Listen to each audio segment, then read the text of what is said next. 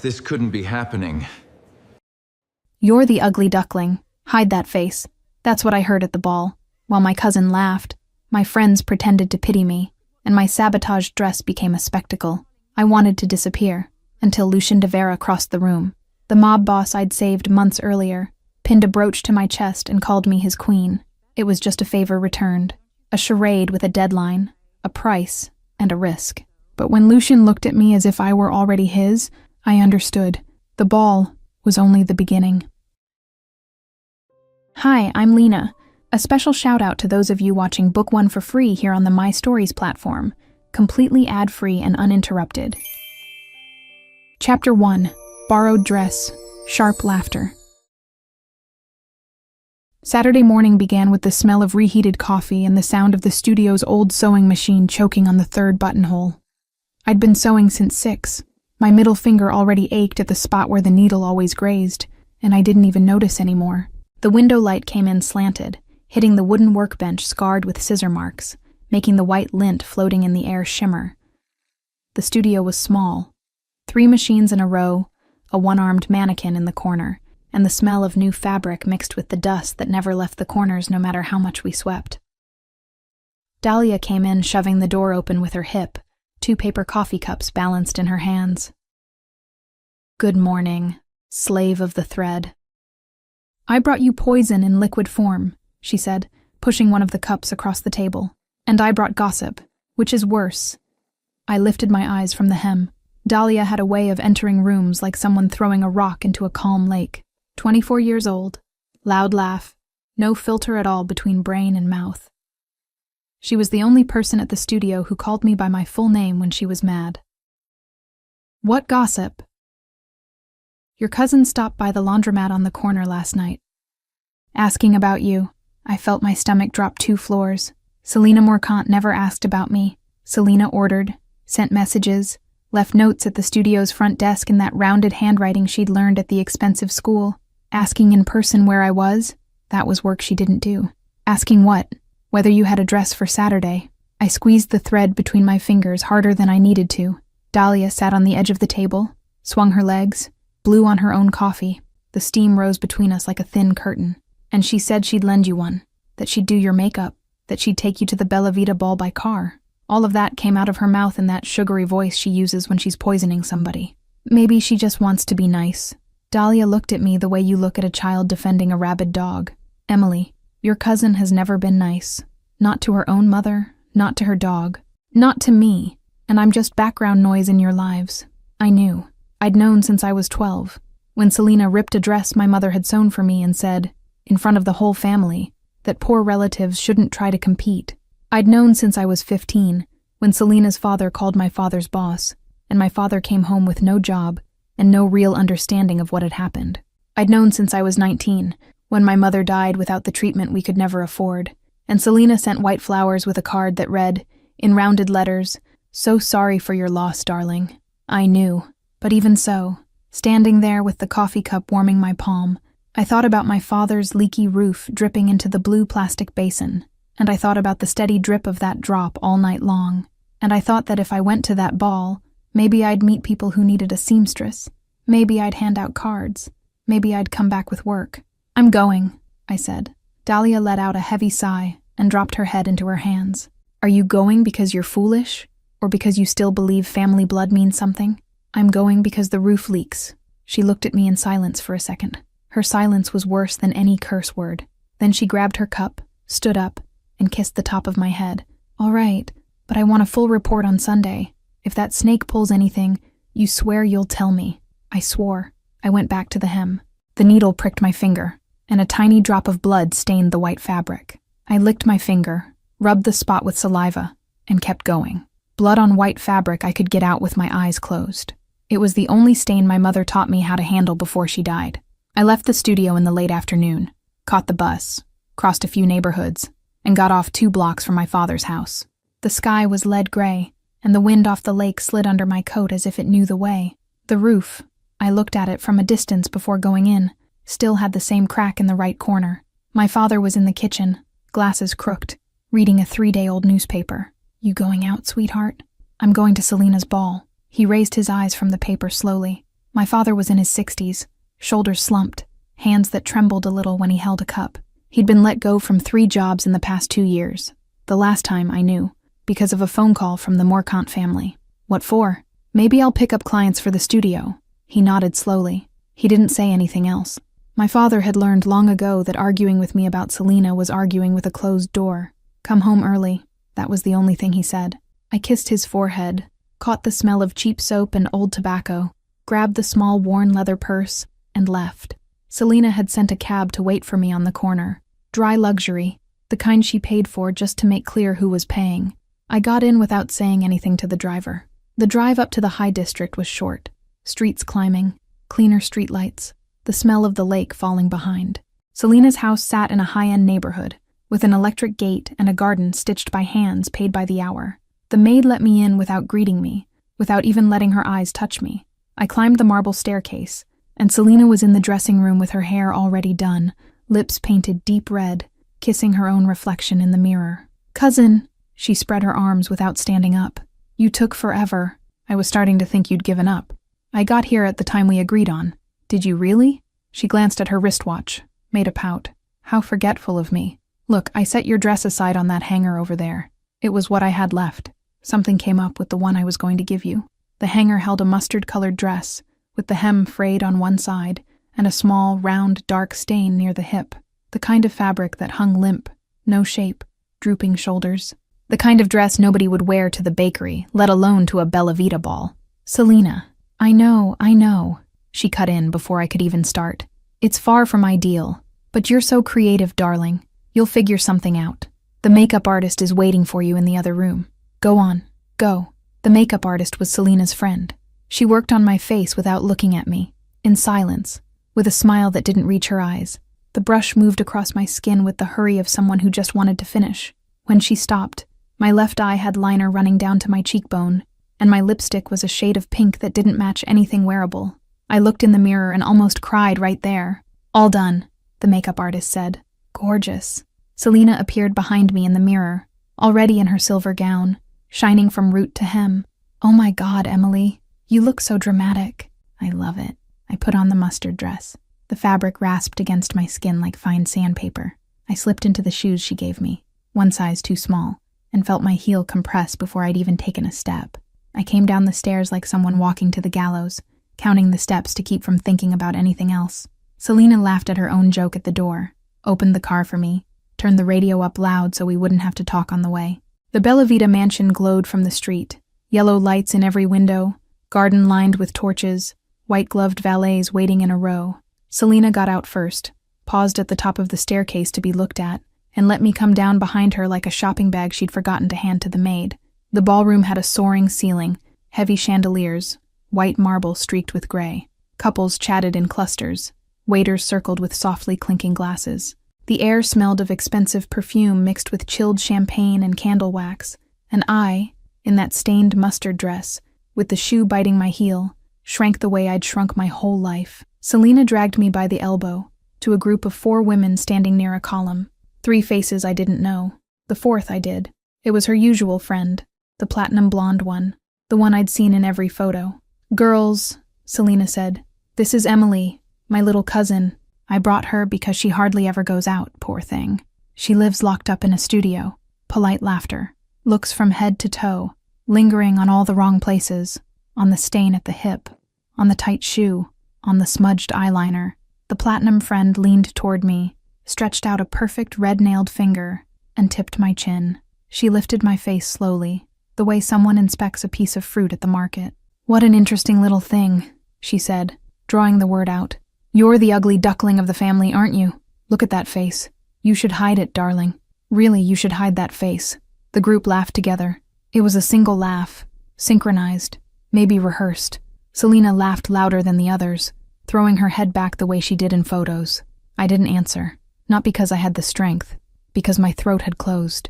I felt the heat climb up my neck, my ears, my forehead. I felt the smudged liner slide down another millimeter. I felt the tight shoe become a small knife at my heel. I felt again, 12 years old, the dress being torn in front of the whole family. I turned. I walked across the ballroom without looking at anyone, without hearing whatever continued to be said behind me.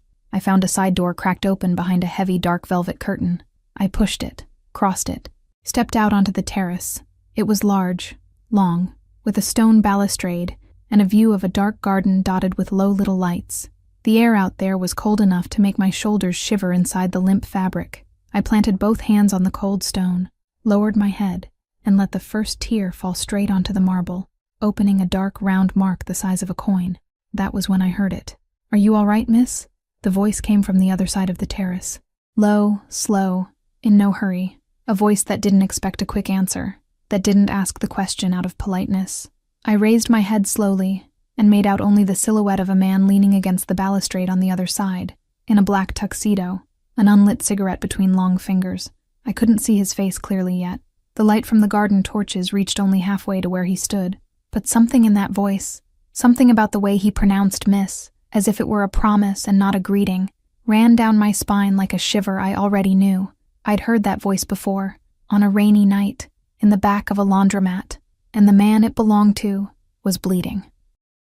Chapter 2. Black Diamond Brooch. It took me 3 seconds to process. 3 seconds staring at his silhouette against the dark garden. 3 seconds for my eyes to adjust to the terrace's faint light, and 3 seconds for the face from memory to lock into the face in front of me. It was him, cleaner, more whole, without the blood at his ribs, without the torn coat, without the look of a man about to pass out at any second. But it was him, the same jaw, the same dark eyes, the same way of looking at someone like he was studying what he was about to buy. That night, months ago, I'd been pulling a double shift at the laundromat, where I picked up odd jobs before the studio finally hired me. It was raining hard, the kind of rain that came in through the cracks in the back door and pooled on the concrete floor. I was closing up the back when I heard the sound of a body leaning against the wall. I thought it was a drunk. It was a wounded man. I looked both ways down the street, saw the shape of a car parked further up with men inside it, and did the stupidest thing of my life. I pushed him inside, locked the door, and told him to stay quiet. I didn't ask his name. I cleaned the blood from his ribs with a dish towel. I stitched the lining of his coat with the thick needle I used for floor rags, and his hands were so cold I ended up rubbing my palms against his between stitches. When he tried to pay me, I said money from a bleeding man wasn't worth anything, and I pushed the bill back into his hand. He left before dawn. I never told anyone. I looked at him now, on the terrace, and my whole body remembered before my head did. "Are you all right, miss?" he repeated lower. "I am," I lied. He pushed off the balustrade, took 3 steps toward me, stopped. I saw the perfect black tuxedo, the unwrinkled white shirt, the watch worth a whole month of my salary. I also saw the faint mark of someone who slept very little, the shadow under the eyes no man's makeup could hide. Behind him, the Bella Vita garden breathed in a cold scent of boxwood and wet stone, and somewhere inside the house a waltz was starting up again, muffled by the curtain. "You know who I am," he said. It wasn't a question. "I do now. Did you know that night?" "No." He nodded, slowly. He seemed satisfied with the answer, or relieved, or both. He took the unlit cigarette from his mouth and slipped it into the inside pocket of his jacket, as though it were something a child had forgotten. "Do you still patch up broken men?" The question came with a half-smile I hadn't expected from his mouth. It was so far from the tone of the night, so far from the tone of the ball, so far from the tone of me crying against the balustrade, that my mouth laughed before my head gave it permission. It was a short, surprised laugh, and I shut my mouth right away. He noticed, and filed it away. "Who made you cry?" he said, low, and the sentence came out without a question mark. "No one." I wiped my face with the back of my hand, and felt the eyeliner smear at my knuckle. "I came here on my own." "Who made you cry?" he repeated, and his voice dropped a tone. I looked at him and thought about lying again. I thought about the quiet life I had on the other side of that door, about the studio that would open on Monday, about the bus I'd take back to my father's house. I thought that men like him didn't enter the lives of women like me for free, and that everything that came for free later charged interest. But the mustard dress pinched at the hip, the shoe was biting my heel, and the smudged liner had nearly reached my mouth, and he was looking at me like none of it was shameful. It was 4 women. One is my cousin. Another one touched my face and said I'm the ugly duckling of the family. She said I should hide my face. He went quiet for a second. His jaw hardened in a minimal way, almost invisible. His hands stayed in his pockets. There was no shout, no broad gesture, Nothing beyond that tiny hardening at the jaw, and the way his shoulder dropped a half millimeter, like a man deciding something without needing to announce it. Where are they now? Inside. Let's go in. I shook my head. I'm not going back in there. It's enough. He took another step, stopped at exactly the distance where I could smell his jacket. Something clean, woodsy, without any sweetness. He raised his hand, and for a second I thought he was going to touch my face. He didn't. He brought the hand to his own chest, unpinned the brooch from his tuxedo lapel, and held it out to me. It was a heavy brooch, a black diamond at the center, set in old, darkened silver, with small notches along the edge that caught the yellow terrace light and threw it back in fragments. I'd seen similar designs in magazines, designs printed under a name, and the name was always the same, and the name was De Vera. I can't accept that. You're not going to accept it. You're going to wear it. Give it back later if you want. I'm not going back in there with this on my chest. Yes, you are. His voice stayed low. You're going to walk in there with me, cross that ballroom without shrinking, and when we pass your cousin, you're going to look straight ahead. I'll handle the rest. Why? He looked at me a second longer than he needed to. Because you didn't ask the name of the man who was bleeding. He didn't say anything else. He lifted the brooch himself, and before I could react, he pinned it to the crooked neckline of the mustard dress. His fingers brushed the skin at my collarbone for an instant. Cold, firm, and I held my breath without meaning to. It was 1 second. It was 1 second that hurt, and I couldn't have said where. He stepped back. He held out his arm. Lucien de Vera, he said, in case you were still in doubt. I wasn't in doubt. I placed my hand on his arm. I felt, beneath the expensive fabric, the muscle of a man who hadn't been built to wear a tuxedo. We walked to the heavy curtain. He pushed it aside. We went in. The ballroom didn't go quiet all at once. It went quiet in waves. First the table closest to the side door, then the middle cluster, where a waiter froze with his tray tilted and a glass almost tipping, then Selina, who had her back turned, and who felt, before turning around, that something had shifted. When Selina turned, the color drained from her cheek in real time. I saw it. It was the first genuinely good thing that had happened to me all night. Lucien walked through the center of the ballroom with me, in no hurry at all. He wasn't looking at me. He was looking straight ahead, but his hand covered mine on his arm and stayed there, heavy, warm, as if he were closing a door behind the two of us. With the brooch on my chest, the shoe cutting into me, the smudged liner, I crossed that ballroom like someone walking down a long corridor of people who had stopped existing. The platinum friend stepped into our path. She tried to smile, opened her mouth to speak. Lucien stopped 3 steps from her, looked at her. He didn't say a name, didn't say a title, didn't offer a greeting. Anyone who laughs at her, he said, and his voice didn't rise a millimeter, laughs at me. The platinum friend swallowed dry. The smile died at the corner of her mouth, and her right-hand fingers closed around the strap of her clutch, as if that were the only safe thing in the room. Selina appeared behind her friend's shoulder, hands clasped in front of her body, trying to look like she still owned the moment. Lucien, what a surprise. I didn't know you knew my little cousin. He didn't look at Selina. He looked at the hostess, Mrs. Bellavita, who was 3 meters away, frozen with her glass in hand. A beautiful ball, he said. I'm sorry to leave early. Miss Vane isn't feeling well. Miss Vane. I had never heard anyone call me that. It rang loud, round, definitive, and it filled a space at the pit of my stomach I hadn't known was empty. The hostess opened her mouth, closed it, opened it again, and managed a small nod.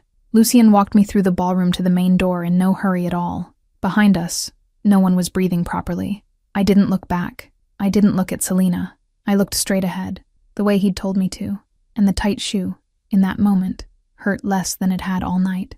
On the curb, the outside air struck cold on the skin at my collar, and a black armored car was waiting at the curb with the engine low. A tall man in a dark suit, sharp eyes under the brim of his cap, opened the back door without a word. Lucien helped me in, walked around the car, sat down on the other side. Maddox, Lucien said to the driver, Miss is going to give you the directions. Yes, sir. I murmured my father's address, and Maddox simply nodded. The car moved. I looked out the window and saw the lights of the Bellavita mansion shrink, stretched in the glass like yellow streaks blinking out one by one. I looked at the brooch on my chest, heavy, cold. I looked at the man beside me, who had opened his jacket and was looking out the window with the same calm expression of someone who'd just finished the paper. Why me? I asked quietly. He took his time. Because it was you. He didn't add anything. Maddox watched us in the rearview mirror. His eyes met mine for a second, and he politely looked away. "If you say so, sir," Maddox murmured, without anyone having asked. Lucian almost smiled. I saw it out of the corner of my eye. The car stopped at my father's curb. Maddox got out, opened my door. Lucian didn't get out with me. He just tilted his head toward me from the window and said, "Sleep. I'll see you." I had no answer to that. I got out. The car circled around and disappeared at the corner before I reached the door, and the woodsy scent of his jacket lingered a second longer on the fabric of my dress. I went up to my room without turning on the light, without waking my father, without taking off the mustard dress. I sat on the edge of the bed, feeling the frame creak quietly under my weight. I unpinned the brooch with a trembling hand, held it in my palm, and looked at it in the faint streetlight coming through the window. Black diamond. Heavy. Cold. I'd paid off a debt without knowing it, and I'd just opened another one I couldn't yet read. Chapter 3. The man with the torn sleeve Monday arrived gray in Chicago, the way only Chicago knows how to be gray, with that low fog that slips in through the window crack and leaves the smell of rain stuck to the apron. I tried to pretend Saturday hadn't happened. I sewed the wrong hem 3 times before noon, and on the 4th try, I realized I was pulling the thread too hard, as if I were trying to yank Saturday out of the fabric along with it. On the 5th, Dahlia stopped in front of my table with the expression of someone about to tell me the world had ended overnight. "You need to see something," she said, without her usual smile. I left the studio with her tugging at my sleeve. My father's neighborhood was 3 blocks away. 3 blocks that day felt like 30. I recognized the house before we got close. I recognized it because the roof was whole for the first time in 3 winters. The dark shingles still gleamed, they were so new, lined up as if someone had spent the night up there, measuring each one with a ruler. The smell of fresh tar rose from the eaves, mixed with the smell of the coffee the neighbor brewed every morning on his porch. "There's no receipt," Dahlia warned quietly. "Your father told me. They showed up before dawn, finished before breakfast. Nobody asked for a signature. Nobody left a card. They were gone before the rooster crowed." I didn't answer. I felt the black diamond brooch in the pocket of my dress, wrapped in a handkerchief, as if it weighed more than the whole house. The metal was cold even pressed against my body, and for a moment I thought it was burning through the cloth. I went back to the studio in silence. Dahlia walked beside me saying things I couldn't hear, words that dissolved in the sound of our shoes on the wet sidewalk. I sat at my table, opened the thread box, closed the thread box. I stared at the white wall where Dahlia had taped up a calendar from the year before and never changed. On Wednesday, the studio phone rang in the middle of the afternoon. It was my father. His voice was different, lighter, the way it got when my mother was still alive and he'd come home humming. "They called me back," he said. "My old boss. He said there was a misunderstanding a while back. I start again Monday." I swallowed hard before answering. The line between us crackled faintly, as if the whole city were listening. "That's good, Dad. You know something about this, Emily? I know you deserve it," I said, and hung up before my voice could give me away. Dahlia looked at me over the sewing machine without saying a word. It was the first time I'd ever seen Dahlia not say a word. She just raised an eyebrow and went back to the navy fabric she was cutting. The sound of the pedal filled the studio, rhythmic, patient, like a clock that knew more than it let on. On Thursday, he showed up. I was alone in the studio, near the end of the day, when the bell at the door rang. I didn't look up right away. I recognized the step before I recognized the shadow. A heavy, calm step. The step of a man who had never had to hurry because the world always waited. "Mr. Vane?" his voice asked, with a polite irony that made me look up. Lucian de Vera was standing at the fabric counter, dark coat buttoned to his neck, right sleeve torn from elbow to cuff. The tier was too clean, too straight. A seamstress recognizes a cut made on purpose before she recognizes her own name. "Do you take rush jobs, miss?" he went on. I crossed my arms over my apron. "I take whoever knocks on the door." The door was open. "The bell isn't an invitation. It's a warning." He kept a smile inside. I saw the corner of his mouth move a millimeter and settle back. Lucian took a step back, walked out of the studio, closed the door carefully. He knocked 3 times, slowly. Each knock echoed against the wooden counter, as if the whole house had paused to listen. "May I come in now, Miss Vane?" The laugh nearly escaped me. I pressed my lips together. "You may." He came in again, torn coat draped over his arm, and approached the counter as if crossing a ballroom. He laid the coat in front of me with the same gesture he probably used to lay pistols on conference tables. I didn't think about the gesture then. I thought about it later. "How long?" he asked. "How long what?" "To fix it." How long do you intend to sit on my stool? As long as it takes. I pointed at the wooden stool in the corner without saying anything else. He sat. The stool was too small for a man his size, and even so, he settled his shoulders as if the piece of furniture had been made to measure. I picked up the coat. I felt the weight of the fabric, the softness of expensive wool, the silk lining that probably cost more than the studio's rent. A subtle scent rose from the collar. Cedar, old paper, something bitter underneath. I didn't comment. New roof, I said, without lifting my eyes from the stitching. My father called back to his job. You've been generous this week. I don't know what you're talking about, miss. You do. I do. I lifted my face. He was staring at me with that calm of a man who doesn't negotiate because he doesn't have to. The studio's dim light caught the corner of his jaw and ran down to his collar, marking a thin scar I'd never noticed. I forced my eyes back to the sleeve. Why? Because the roof leaked, he answered, low. Because your father was good at what he did, and was fired over gossip from people who've never worked a day in their lives. Because I can, and a man who can and doesn't is the kind of man I've buried. The needle stopped in the air between my fingers. It was the first time he'd given me an answer that weighed more than the question. I didn't know what to do with it. I went back to stitching. You can't buy my gratitude by fixing my father's roof. I'm not buying anything. You're paying. No, you're paying for the night at the laundromat. He was quiet for a second. He tilted his head slowly. If I were paying for the night at the laundromat, Miss Vane, you wouldn't be hemming for anyone anymore. I felt the blood climb up my neck. I gripped the needle between my fingers harder than I needed to. I stitched 3 more stitches without breathing. Hand me the black thread, I said. That box there, the middle one. He stood without complaining, walked to the shelf. The floorboards creaked under his shoe in a way they never creaked under mine. He came back with the wrong box. Navy blue thread. He set it in front of me with the seriousness of a man delivering a state document. That's blue. It's dark. There's plenty of light in here, Mr. De Vera. It's blue. He looked at the box, at me, at the box again. He didn't apologize. He got up again, swapped it for the black one, and sat back down. I threaded the needle in 3 seconds and went back to the stitching. You could teach me, miss, to pick out thread colors, to thread a needle. I lifted my head thinking he was joking. He wasn't. He was holding a new needle between his fingers, a piece of black thread in the other hand, as serious as if he were holding the key to a vault. You're serious? I am. I pushed the spool aside, sighed, handed over. He passed it. Our fingers met for half a second on the box. I didn't look. Neither did he. It was a silent pact to pretend that half second hadn't counted, even though the warmth of his skin stayed on mine longer than it should have. Look, I said, showing him slowly. You cut the end of the thread straight, not crooked. You wet it lightly. He wet it. It was the most absurd thing in the world to watch the most feared man in Chicago licking the tip of a sewing thread with the concentration of a kid at a math test. He tried, missed the eye, tried again, on the outside of the needle, as if the needle had 2 sides. From the other side, I said. This is the other side. That's the outside. Needles have an outside? The laugh caught me off guard. It came out before I could swallow it. Short, low, but it came out. He paused with the thread in midair and looked at me like a man who'd just found gold at the bottom of a creek no one had looked at in years. That laugh, he said quietly, is what I came here for. I felt my face burn.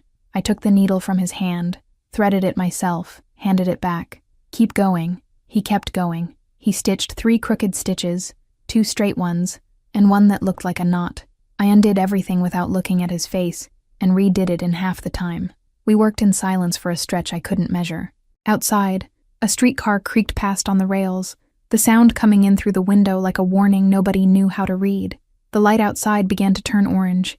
The bell rang once. Someone came in to pick up a dress and left.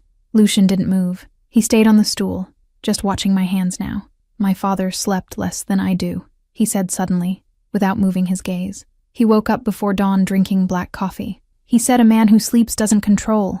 I stopped the needle in midair. And do you sleep? No. Why? Because he was right from the wrong side. I didn't ask anything else. I felt that asking would be pushing on a door he was opening on his own, at his own pace. I stitched the last stitch.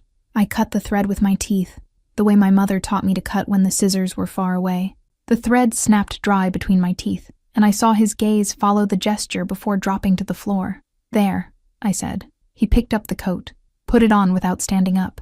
The sleeve was perfect. He rotated his arm once in the air, confirming. You've got a surgeon's hands, miss. I've got a seamstress's hands. Surgeons make more. Surgeons make more mistakes. I stared at him. He stared back. The joke hung in the air without either of us explaining it. Lucian stood up finally. It was strange to see that man on his feet inside the small studio. His head nearly grazed the bar of the light fixtures, and his shadow covered half the back wall. He took a folded bill from the inside pocket of his coat and set it on the counter before I could open my mouth. For the repair, that's more than a month's rent. It's the rush rate. I don't have a rush rate. You do now. He walked to the door. I held the bill between my fingers, not knowing whether to give it back or keep it. Before opening, he turned. His hand rested on the handle, not turning it, as if still deciding whether he was really going to leave. Miss Vane. What? Be careful these next few days. Chicago's been loud. The sentence came in through the door before I could ask what it meant. The bell rang. He left. I stood there with the bill in my fingers, looking at the empty stool, the little piece of black thread forgotten in the wrong box. Dahlia appeared at the back doorway. She must have heard everything from the storeroom. Honey, she said, crossing her arms. Mr. Expensive Coat is a goner. He came to fix a sleeve. He came to fix you. I didn't answer. I put the black thread back where it belonged. I put the bill inside the spool box, under 2 white skeins no one would touch. I tucked the laugh into a place inside my chest I didn't yet know how to name. When I left the studio, it was already night. The street was empty the way a Chicago street goes empty before something happens. No barking dog, no lit window, no sound of the elevated train that usually cut through at that hour. I noticed, across the street, a dark car pulled up at the curb, engine idling, 2 figures inside who didn't get out. It was the 3rd night in a row I'd seen that same car parked in the same spot, always when I closed up. I thought it was strange for half a second, thought it was something at the laundromat, forgot about it. I looked both ways, pulled my coat tight against me, and tried to remember what he'd said. Chicago's been loud. I quickened my pace toward my father's house without understanding why. Chapter 4. Scissors and Rumor. Saturday started like any end-of-the-month Saturday. Late clients, urgent hems, Dahlia laughing at a pumpkin orange formal dress an older woman had sent in to be shortened 3 times. I left the studio for last. I sent Dahlia home at 6, closed out the register, swept the floor, turned off the front light. The smell of the whole day was trapped in the air. Cotton scorched by the iron, reheated coffee, the cheap lavender of the hand soap. The back door opened onto a narrow alley that connected the main street to the service entrance of the laundromat next door. I'd crossed that alley 1,000 times. That night, I crossed it 999. I had the key in the outer lock when I heard footsteps. 2 men, long coats. One held a lit cigarette between his fingers. The other walked with his hand inside his pocket in a way that wasn't about the cold. It was about weight. I'm a seamstress. I recognize what makes the wrong bulge in fabric. That pocket had the wrong bulge. Miss Vane, said the one with the cigarette. I didn't answer. I squeezed the key between my fingers and tried to remember where I'd put the scissors. A panicked seamstress's head doesn't go for the door. It goes for the scissors. Apron pocket. Right side. Big fabric scissors. 15-centimeter blade. Sharp point that my mother sharpened every Sunday morning before the market. We're going to take a little walk, the man went on. Calm. The way of someone who'd said that line many times. Quietly. I don't know you, sir, I said, but Mr. De Vera knows us. Move. The second man's hand came over my mouth before I could scream. It was fast. It was strong. I caught the smell of bad tobacco and leather and sweat on the cloth of his sleeve. He pulled me by the elbow toward the car parked at the mouth of the alley. Black, engine running, an invisible driver behind the tinted glass. The hum of the engine bounced off the brick walls of the alley and came back without echo, as if even the air were afraid to make a sound. It was the hand on my mouth that decided me. I slipped the other one into the apron pocket. My fingers found the scissor ring the way they'd found the ring every day for 7 years. I closed my fingers. Pulled. I didn't think. I drove it in.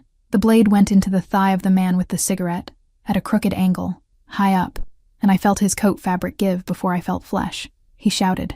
The cigarette dropped, burned the ground. The hand let go of my mouth for half a second. You, he snarled. I didn't wait for the rest. I yanked the scissors out, stepped back 2 steps, screamed loud, screamed with the voice I hadn't used in years. Help! The second man grabbed me by the arm. The scissors slipped from my hand and hit the cobblestones with a metallic sound I'll never forget. He lifted me half a foot off the ground. I kicked. I hit his shin. He cursed. That was the second the headlights arrived. Lucian's car tore into the alley with the calculated violence of someone who'd already been on the block. The same dark car I'd been noticing on the street for days, now making sense too late. I saw the lights flood the wall, saw the man holding me turn his head on instinct, and saw Maddox getting out of the driver's seat with a calm that was worse than urgency.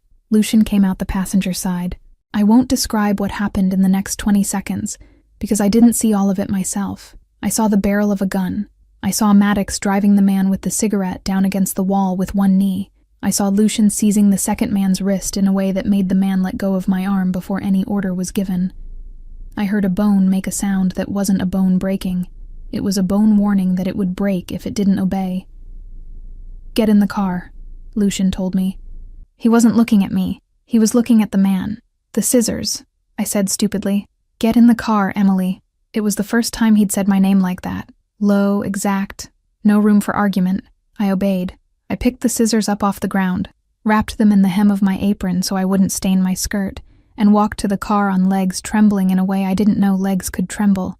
Maddox got in after. Lucian last. No one said a word during the short drive back to the studio, because it was back to the studio that he took me. Not home, not to a hospital, not to his penthouse.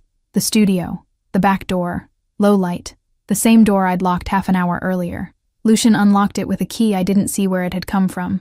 He guided me inside with a hand at the small of my back that had more care than hurry. Maddox stayed at the door, his back to us, watching the alley. "Sit," Lucian said. I sat on the wooden stool, the same stool he'd sat on 2 days earlier, licking the tip of a black thread. The wood was cold through the thin fabric of my dress, and I held onto the edge with the hand that still worked. He knelt on the studio floor. The dawn of Chicago, $8,000 suit, knee on the worn floorboards of my studio. He took my hand. I hadn't even realized I was bleeding. The scissors had cut my palm when they slipped. A thin cut, deep enough. The blood had drawn a crooked line down to my wrist and dried there. "Where's the gauze?" he asked.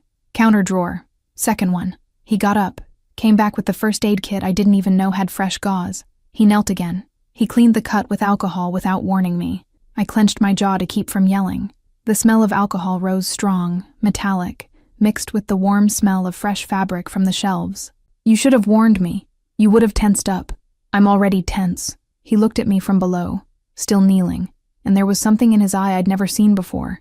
It wasn't anger. It wasn't control. It was fear. Bare fear. No disguise. The kind a man like him shouldn't have been able to feel.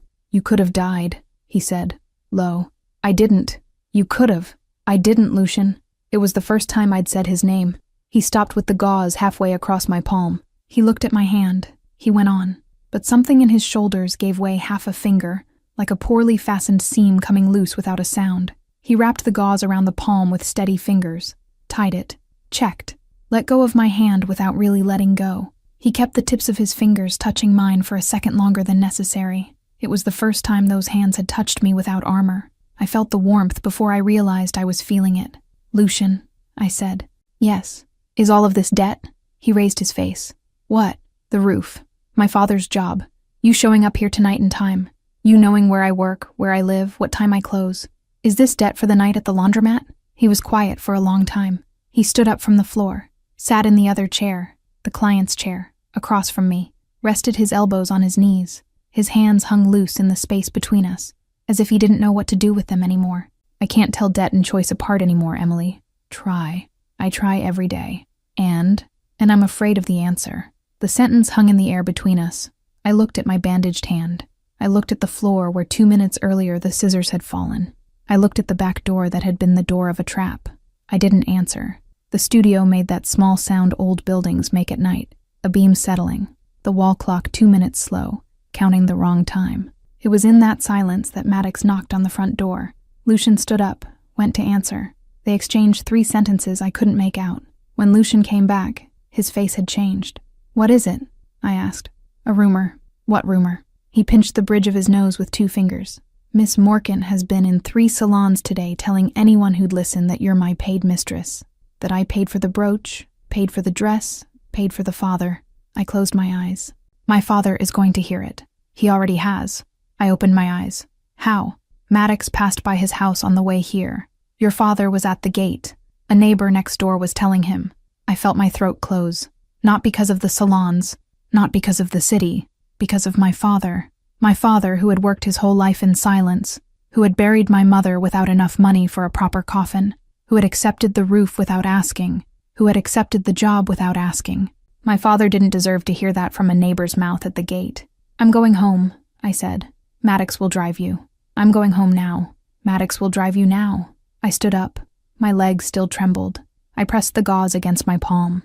Lucian caught up with me at the door. He didn't touch me. He just stood one step behind, with his coat open, the street light coming in through the unlocked door.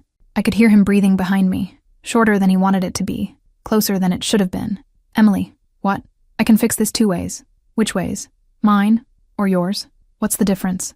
"In mine, Selena shuts up before breakfast. In yours, you speak up at the next Bella Vita ball, in front of the same people who laughed, and you throw back what she threw in your face. I lean against a column, and don't say a word." I looked at him for a long second. I searched his eyes for some shadow of impatience, of a Don used to deciding for other people. I didn't find it. I only found waiting. "Mine. Are you sure?" "Yes." "You know mine is faster. Yours is faster. Mine is more mine." He didn't smile, but there was a relaxing in the line of his shoulder that I recognized as approval. "Next Saturday," he said. "I'll pick you up, Lucian." "Yes. If you're lying about anything, about debt, about choice, about what this is, it's better to kill the truth now, before I walk into that ballroom on your arm again, because this time I won't be able to go back to sewing in silence." He stood still on the threshold. The streetlight came in across his shoulders and died at my feet. Maddox waited in the car with the engine running, and the low beam drew a yellow corridor on the wet sidewalk. "I'm not lying," Lucian answered slowly. "I'm hiding, and that's different, and I'll tell you the difference before Saturday. It wasn't an answer. It was the promise of an answer. I accepted it because I didn't have energy left to argue, and because the palm of my hand was starting to throb again, in slow pulses that beat along with my heart. I went out, got in the car. Maddox drove without saying a word. In the rearview mirror, I saw Lucian standing in the studio doorway, coat open, watching the car go down the street until it turned the corner. He didn't move. He was the most still figure I'd ever seen, and even so, it felt like he was following me from the other side of the glass. When I got home, my father was sitting in the kitchen. There was no light on, only the small lamp above the stove, the one my mother used to read recipes by at night. The smell of cold coffee in his mug squeezed my chest before any word was spoken. He looked up. He'd been crying. He didn't hide it. "Sweetheart. Dad. Is it true?" "What?" "What the neighbor said."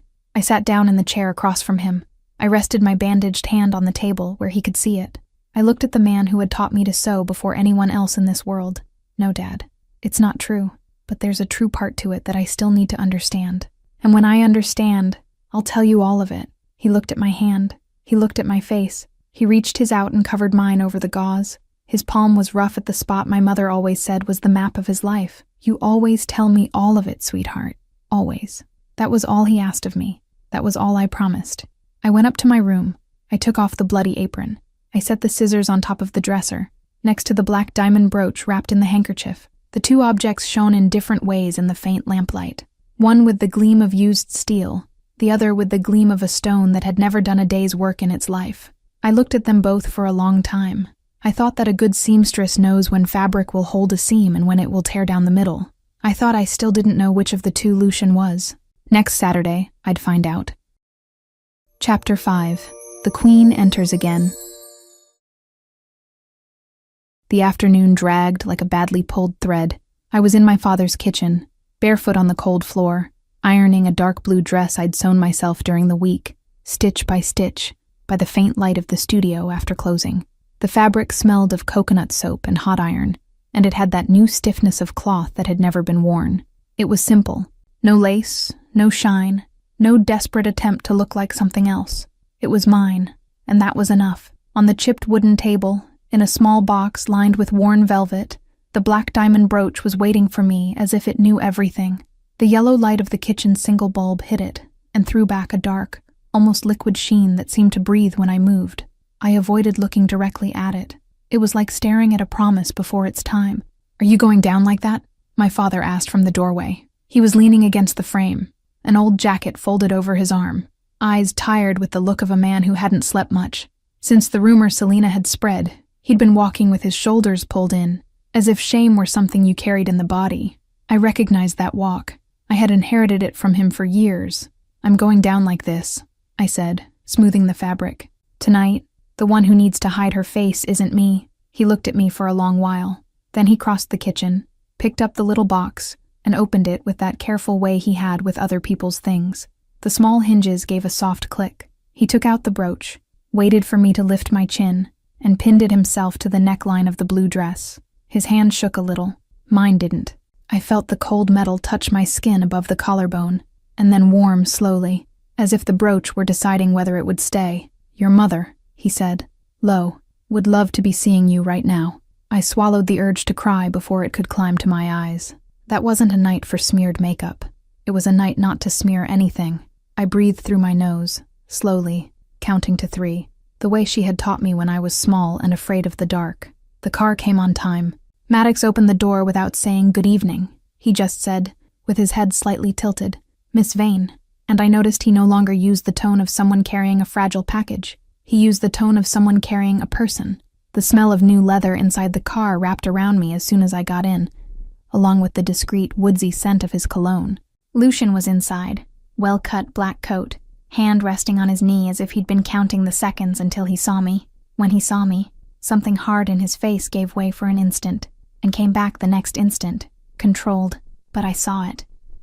It was like watching a crack open and close in a steel door. Beautiful, he said simply, no flourish. Functional, I shot back. The corner of his mouth lifted 0.5 millimeter.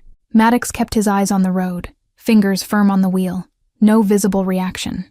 You set the pace in there, Lucian said as the car glided through Chicago's dark streets, streetlights passing in yellow bands across the window. If you want me to speak, I speak. If you want me to just be there, I just am. If you want me to leave the room, I leave. I'll want you to be quiet, I said. For the first time in your life, let someone speak loudly near you. He tilted his head in a gesture that was almost reverence. Maddox, in the rearview mirror, let out a discreet, if you say so, sir, that pulled an involuntary half-smile from me. Lucian shot a look at the back of the driver's head, but didn't correct him. It was the first time I'd seen anyone mock him and get away with it. The Bella Vita mansion was glowing the same way it had the week before. The same heavy curtains, the same crystal in the chandeliers, the same smell of expensive perfume mixed with warm champagne and floor wax. The difference was that this time, I was the one who decided when to walk in. Lucian offered his arm at the top of the staircase. I placed my hand without having to think about where each finger went. I felt the fabric of his coat under my palm, firm, and the warmth of his arm beneath. Under my hand, his pulse beat at a rhythm all its own, slow, certain, as if his heart, too, obeyed. The ballroom took 3 seconds to notice. Then it stopped. It was like watching an entire clock seize up at once. Selena was at the center, red dress on display, glass raised in the middle of some joke. When she saw me, the glass came down an inch. Then it came down all the way. The platinum friend, beside her, opened her mouth to speak before thinking. I walked closer, unhurried. Lucian let go of my arm on purpose 3 steps away, and stood behind me, hands crossed in front of him, leaning against a column like a man who watches and doesn't participate. Good evening, cousin, I said. My voice trembled on the first word. It trembled on the second, too. I heard myself, and almost stepped back. I pressed the brooch with the tip of my finger, set my nail against the cold metal, and waited for my breath to return. Emily, Selena smiled, but the smile didn't reach her eyes. What a pleasant surprise. It's not a surprise. A few heads turned. An older woman with a high bun lowered her fan. A waiter froze in the middle of the room holding a tray of empty glasses. I came, I went on, voice still low, to return something. I took off the thin bracelet she'd clasped around my wrist on the day of the first ball. The clasp gave without resistance. I set it on a paralyzed waiter's tray. Emily, you're... Selena began. I'm not done. My voice came out firmer now. I surprised myself. The mustard dress was already stained before it got to my hands. The shoe was 2 sizes too small. The makeup ran on purpose. You know all of that because you arranged it. The platinum friend stepped forward, finger already raised. Darling, this is ridicule. Last time you touched my chin, I cut in. You said I should hide my face. People laughed. The room held its breath. I breathed with it, deeply, and only then did my voice steady for real. It was never about my face. It was about my voice, and you made my father cry in the kitchen over a rumor you invented. The platinum friend took half a step back. The Bella Vita hostess, standing near the piano, had her hand to her mouth. Her fingers trembled slightly over her own lips. "I didn't come here to call any of you anything," I finished. "I came to return your shame to you. It's yours. It always was. I had only agreed to keep it for you." The silence lasted too long to be comfortable for anyone there, except me. I felt the brooch rise and fall with my breath, and it was the only warm thing in the entire ballroom. The first to move was the woman with the high bun. She set her fan down on a side table with a dry click, turned her back on Selena, and walked away. Then another. Then a whole couple, arm in arm, without exchanging a word. The circle around my cousin opened the way fabric gives stitch by stitch. Nobody said anything. They didn't need to. Selena was left standing in the middle of the room holding a glass that no longer served any purpose. Lucian peeled himself off the column. He crossed the distance unhurriedly, offered his arm again. I took it. We walked out through the side door, the same one I'd used to flee the week before, except this time no one laughed behind my back. The terrace was empty. The night, cold. The same air smelling of damp jasmine. The same stone balustrade cracked in one corner. The same dark garden below where the fountains were still running in a distant whisper. Everything the same, and nothing the same. Lucian didn't speak right away. He took off his coat and draped it over my shoulders before I asked. The weight and the warmth settled on me with his scent caught in the lining. Cedar, paper, something metallic I never managed to name. He stood beside me, elbows on the stone, looking out at the garden as if there were something interesting beyond the shadows. "You didn't say anything in there," I said, without looking at him. "You didn't need me to. You would have silenced everyone if I'd asked." "I would have. Why didn't you?" He took his time answering. His fingers drummed once on the stone and stopped. "Because I wanted to watch you win on your own." His voice was lower than I'd ever heard it. "Because a victory borrowed from me wouldn't have been any use to you tomorrow." I swallowed. The brooch felt heavy on my chest in a new way. Not the weight of debt, the weight of a medal. "You promised to tell me something before the ball," I reminded him. He turned his face. Not toward me, inward, first, then toward me. It was almost possible to see the path between the two movements. "My father," he began, "did things I found out about too late, things I'm still dismantling. When I tell you I'm afraid of becoming him, it's because I know how easy it is. You make one decision without asking, and you tell yourself you're protecting. You make two decisions, and you tell yourself you're taking care. You make decisions for a lifetime, and when you look back, you've become him." I pulled his coat tighter around my shoulders. The fabric was heavy, lined, and it cut the cold at the back of my neck. "Why are you telling me this now?" "Because you deserve to know before I ask you for anything." He turned his body to face me. "I'm not going to ask you for anything tonight. I just wanted you to hear this part with the brooch on your chest, after you'd spoken loudly, and not before." I looked at him. Really looked. The most dangerous man in Chicago had a strand of hair out of place, and a small scar on his left eyebrow I'd never noticed. Thin as a stroke of white thread. He slept little, he spoke less than he needed to, and he had just handed me back, without asking for anything in return, control of a conversation he could have dominated in 3 sentences. "I'm not going to promise to forgive," I said, "what I don't even know all of yet. I'm not asking, but I promise to listen to the rest. When you can tell me." He let out a breath like a man releasing a weight he'd been carrying for hours, maybe for years. His shoulders dropped a centimeter no one besides me would have seen. His hand rose slowly. His fingers brushed my temple, swept aside a strand of hair that had fallen over my eye, came down along the line of my jaw without quite touching. They stopped there, a breath away. I felt the warmth of his palm before the skin, as if the air between us had turned into something else. "May I?" he asked, and it was that word, may, that undid me. Chapter 6. The Door and the Morning. His finger stopped a millimeter from my face. "May I?" Lucian repeated, and his voice came out rougher than the first time. I didn't answer with a word. I tipped my chin, and that was it. His fingers came down along the line of my jaw like a man memorizing a path he was going to have to know with his eyes closed. The Bella Vita terrace was still there. The sound of the ballroom filtered through the glass wall, the cold air slipping into the short sleeve of the blue dress I'd sewn myself. Inside, a waltz started, muffled, as if played underwater. Everything kept going. Only I had stopped. He came closer slowly, one shoulder cocked against the balustrade so I could step back if I wanted. I didn't want to. The kiss came without hurry, the way he had told me he'd do everything with me from then on, a mouth that asked permission before it took, and only took what was offered. I tasted the faint taste of expensive whiskey, and of a night that had started with trembling, and was ending with decision. His hand rose to my nape, fingers spread, the pressure firm and careful at once. When he pulled away, he kept his forehead against mine a second longer than he needed to. "Are you sure you want to be with me?" he asked. And this time it wasn't irony. It wasn't a game. Not as debt, as a choice. I drew in a deep breath. The black diamond brooch weighed on my chest like a small bell. "I choose," I said, "but with rules. Tell me, you don't decide for me, ever again. I won't. You knock on the door like a normal person. I knock.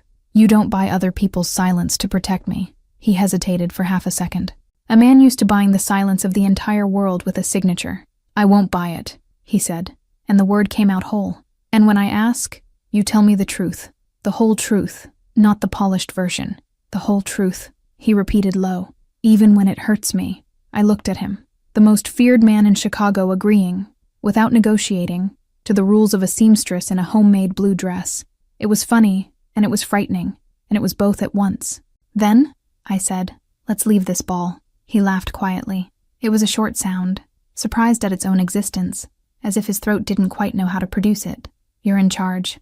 I'm learning." He offered his arm. I hooked mine through it. We came down the terrace's side staircase straight into the garden, and this time no one laughed. No one touched my chin. No one needed his line whispered low in Selena's ear. Through the tall window I glimpsed the platinum friend with her champagne glass paralyzed in the air halfway to her mouth. Selena wasn't in sight. Someone said later that she'd left through the kitchen, and I didn't even turn to confirm it.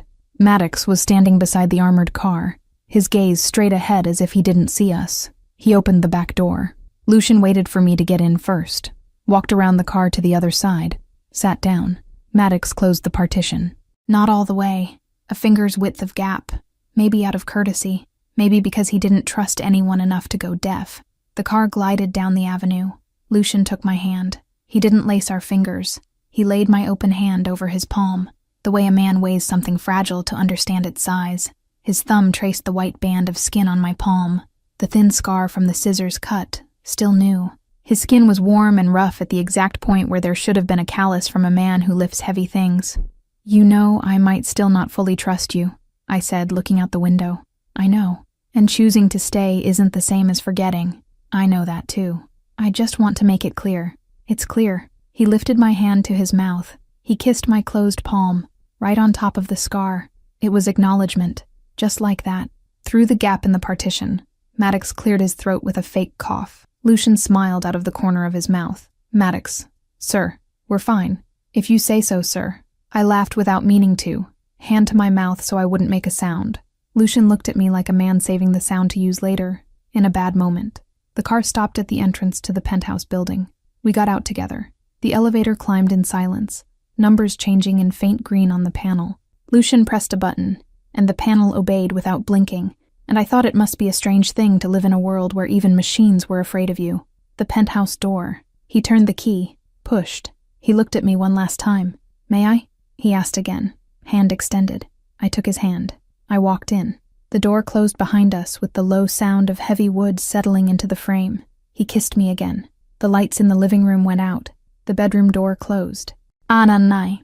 I woke up first. Light came in through the tall window in a wide, lazy band, crossed the rug, and stopped at the foot of the bed. It took me a second to figure out where I was. A heavy sheet, the scent of cedar in the pillow, a warm weight against my back, breathing in a slow rhythm I'd never heard from him before. Lucian was asleep. Really asleep. Mouth slightly open, heavy arm across my waist, brow smooth for the first time since I'd known his face. I lay still for a while, just looking. The most feared man in Chicago had the face of a boy when he slept, and that was too much information for one day. I noticed the thin scar on his eyebrow, the darker line beneath his eye, the mark of badly slept nights that were now at rest. I slid his arm off me carefully. He mumbled something into the pillow, rolled onto his side, kept sleeping. I put on the first shirt I saw, one of his white ones, too big, falling to mid-thigh, and walked barefoot to the kitchen. The wooden floor was cold. The hallway smelled of coffee that hadn't been made yet, as if the house were waiting for the gesture. The kitchen was too big for one person, with a dark stone countertop and a gleaming metal toaster in the corner. I found the coffee in a glass jar. I found the coffee maker. I pressed the wrong 2 buttons before I got the right one. When the first drop fell, the strong smell rose up and reminded me of the studio early in the morning, and I smiled to myself for no reason. I put 2 slices of bread into the toaster, pushed the lever down, went to get butter from the fridge, a fridge so organized it looked more like a magazine spread than a man's home. When I turned, the toast popped up black. The smell of burning took over the kitchen. Great, I muttered. At least it wasn't me this time.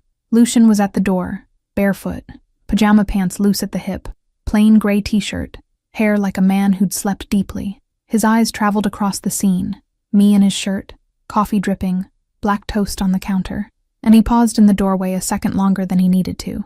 "What is it?" I asked. "Nothing." "How is it nothing?" He walked toward me, barefoot on the cold floor, and stopped close without touching. I felt the warmth of his body a hand's width from my shoulder. "I've never had a morning like this," he said. "That's all." "With burned toast?" "With anyone." I swallowed. I handed him a cup. He took it, leaned against the counter beside me, shoulder against shoulder. We stayed quiet for a while, drinking black coffee and looking at the light through the window. The steam rose between us in white wisps. "Emily." The brooch was mine to give. He spoke slowly, as if each item were a box he was opening for me. I pinned it on knowing what I was doing. I took it off my own chest because it was the fastest way to make every person in that ballroom understand the size of the mistake they'd made with you. I know. The roof was mine. I sent 2 men I trust up before dawn. I didn't leave a note because I figured you'd refuse. You figured right. Your father's job. I called myself. I didn't ask a favor. I reminded the person of an old favor he owed me. I looked at him. His cup had stopped halfway to his mouth. And the rest? He took a deep breath. His chest rose slowly under the gray t-shirt. "There is a rest. Not all of it at once. Not because I don't want to tell you, but because some things I myself still need to understand out loud before I dump them in your lap. Can I tell you a little at a time? No secrets. Just not all at once." It was a request, not a decision. "You can," I said. "But if I ask you directly, you answer." I answer. Even if it's something you wanted never to tell me. Even then. I took another sip of coffee. The phone buzzed on the counter. Mine.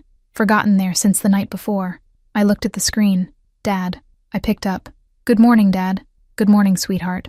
You didn't sleep at home." I didn't. Silence on the other end. Lucian beside me didn't pretend not to be listening. He stayed there, respectful, waiting, cup held in both hands. "Are you all right?" my father asked. "I am." "Are you with him?" "I am." Another silence. Brief. "Come for lunch," he said. "There's fish." "I'll come. Bring him if you want." I looked at Lucian. He'd heard. He raised half an eyebrow. My father had met Lucian before, of course.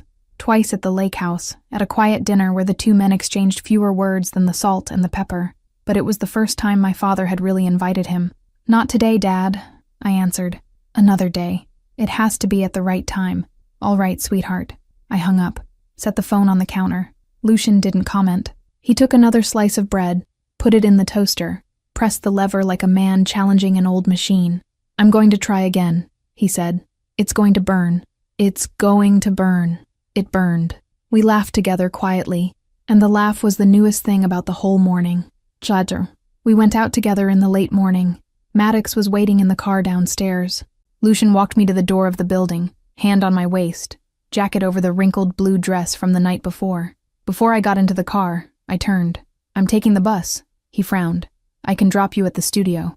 "You can, but today I want to take the bus." He looked at me for a second. I saw the reflection of the man who was going to want to insist, and I saw the reflection of him swallowing the impulse. He nodded. "See you there at the end of the day? Knock on the door." "I'll knock." He leaned in and kissed my forehead. Not my mouth. My forehead. And that was the part that disarmed me the most. The bus came 3 minutes later. I got on, paid the fare, sat near the window. The city paraded gray and noisy on the other side of the glass, shop windows blinking, hurried people clattering on the asphalt, damp with fine drizzle. I rested my head against the glass and closed my eyes for just an instant. The glass vibrated slowly with the rhythm of the engine. When I opened them, my fingers were touching the black diamond brooch pinned to the chest of the blue dress. The dark stone caught the morning's faint light and threw it back in tiny points, like sparks trapped inside glass. That was when the thought passed. It was quick. It didn't hurt. It just passed, the way a bird's shadow passes over the ground on a bright day. How had he recognized me so quickly on that terrace? It had been minutes, in a dark laundromat, with blood on his face, months ago, and he had known, at the first glance on the Bella Vita terrace, that it was me, without hesitating. Without blinking twice to confirm, I smiled to myself at the window. I pushed the thought away. The bus went down one street, up another. The studio appeared at the end of the block. Narrow facade, fogged glass. I got off with the brooch shining on my chest. No weight at all. Lena here. That wraps up book 1, and I've already finished book 2. You can get access to it for a really small fee. The wall of our house gave way, and there, in the middle of the old plaster, I found the truth Lucien de Vera had never had the courage to hand me. I was living a piece too beautiful to be real. Strong coffee, secret notes, words of love whispered into the breeze, his scent in the kitchen. Until the day the worker's sledgehammer broke open the wall of the office, old documents dropped at my feet. Photos of me, of my mother, of my friends, reports with my name, signed orders, and recent notes in Lucien's handwriting. Keep Emily under surveillance. Use emotional bond as containment. I didn't scream. I didn't cry. I just picked up the box, locked the bedroom door, and spent the night reading every line. It was there I understood, with my chest bleeding. I hadn't been protected. I had been hunted, manipulated, and turned into a piece in a game Lucien had planned before I even knew his name. He said he was protecting me, but the danger had never been outside. The danger had been sleeping beside me. I left the mansion that same night, suitcase in hand, heart in pieces, but I didn't leave Chicago. I went to a rented room in Brooklyn, opened my mother's notebook, and started writing down names. I built a plan. Now, Lucien de Vera is going to find out what happens when the woman he used as a shield decides to become the blade. Now he's burning his own empire down, trying to get me back. But I've already started burning his from the inside. Because love doesn't erase manipulation. And when I finish understanding just how far I was used, not even the most powerful mob boss in Chicago will be able to bear the weight of my revenge. Like I said, that was just a taste of book 2. To watch it uncensored, just click on the first link here in the pinned comment. I'll see you on the other side in a few seconds. Remember, just click on the first link down here in the comments, and book 2 complete, no ads, no interruptions, will already be available for you. It's very simple. Book 2 is something I'm loving making. You're loving it too, so I promise there will be more. It's where you find increasingly spicy stories, a true dark romance. And precisely because this version is getting more and more heated, the video isn't well accepted publicly on YouTube. This closed environment is where I can actually share my essence and where I feel free to do my best work for you. More news coming soon. I'll be waiting for you on the other side. Unfortunately, many people have been downloading our audio, effectively copying the entire story, and simply reposting it on YouTube. If you want to watch the original story and be the first to receive the next ones, search for My Stories by Lena on YouTube to get the best dark romance content. Remember, the official channel is My Stories by Lena on YouTube. I'll be waiting for you there. Congratulations! Your purchase has been confirmed, and you now have full access to books 1 and 2 of all our stories, completely ad-free and uninterrupted. Everything is available on the My Stories platform, from mafia romance and billionaire romance to our spicier tales. This content is ready for you now, with new episodes added daily. Access is simple. Just log in using the same email address you used for your purchase. A confirmation has also been sent to that same email. The My Stories platform is very simple and intuitive. Each image represents a story. If it has a book 2, just click and press play. Everything is already unlocked for you. You can also rate each story, leave a like, and write a comment. Your feedback will be visible to all our other subscribers. This is our romance universe, so please feel free to interact. From this moment on, this is officially your home for romance stories. Just head over to mystoriesromance.com and press play. Welcome to the family.